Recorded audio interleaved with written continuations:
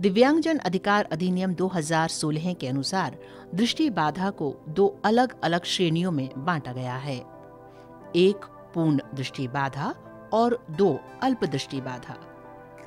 अल्प दृष्टि व्यक्तियों की पहचान एवं विशिष्ट सेवाओं हेतु अभी हमारे देश में समर्थ सुविधाओं एवं जागरूकता की कमी है।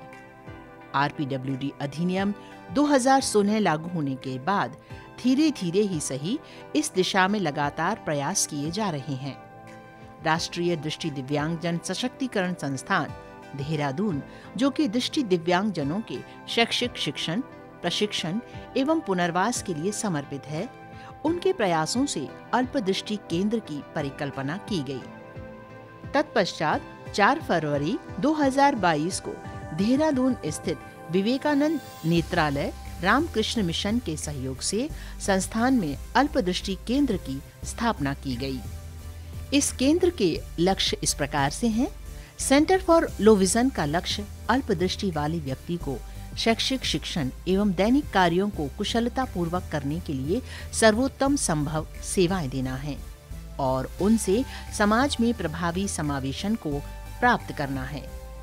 इस लक्ष्य की प्राप्ति के लिए संस्थान कई उद्देश्यों के साथ आगे बढ़ रहा है, जैसे फंक्शनल असेसमेंट सेवाएं प्रदान करना, नैदानिक दृष्टि आकलन तथा चिकित्सकीय हस्तक्षेप की आवश्यकता को जगाना, दृश्य कौशल संबंधी प्रशिक्षण प्रदान करना, अल्प दृष्टि संबंधी उपकरणों की आवश्यकता, विश्लेषण और प्रशिक्षण उपलब्ध कराना, जागरूकता और क्षमता निर्माण कार्यक्रम आयोजित करना, अल्प दृष्टि पर अनुसंधान और विकास गतिविधियों को शुरू करना। आइए जानते हैं सेंटर फॉर लो विजन किन उद्देश्यों के आधार पर कार्य करता है। Namaskar, I am Sumana Samuel from Dehradun. Today I would like to talk to you about functional vision assessment. Functional vision assessment कार्यात्मक दृष्टि आंकलन एक महत्वपूर्ण आंकलन है। इसके अंतर्गत अल्प दृष्टि वाले बच्चों की दृश्य कौशल संबंधी क्रियाओं का आंकलन करते हैं।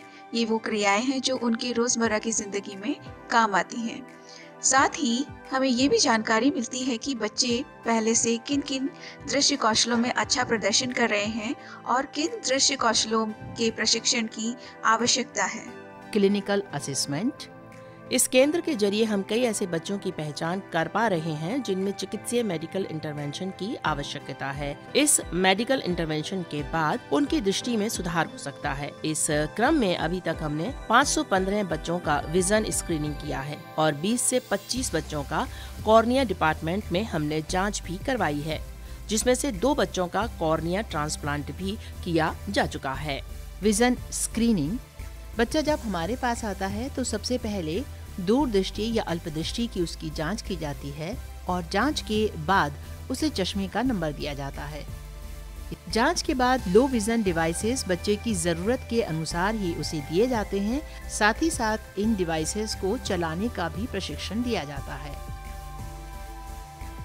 समावेशी स्कूल के लिए रेडीनेस या तैयारी कार्यक्रम, सामुदायिक जागरूकता कार्यक्रम, चिकित्सक और सर्जिकल हस्तक्षेप के लिए रेफर या परामर्श सेवाएं, ओरिएंटेशन एंड मोबिलिटी ट्रेनिंग यानी अनुस्थिति एवं चलिष्णुता, कार्यात्मक दृष्टि आंकलन, क्षमता विकास कार्यक्रम आदि सेवाएं उपलब्ध हैं।